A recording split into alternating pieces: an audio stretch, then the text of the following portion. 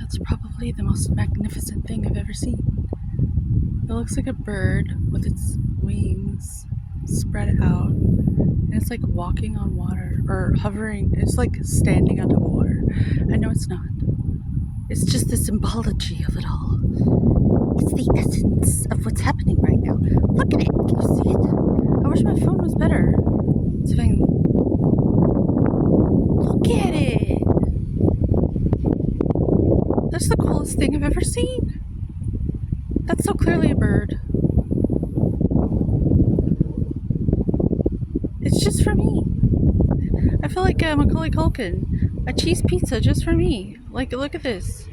I'm home alone, like Dorothy. No place like home, in public. And this is just for me. It's like animal spirit medicine just for me. I just wish my phone could capture it. And is it okay ethically, spiritually, that I'm sharing it with you? I'm a risk taker.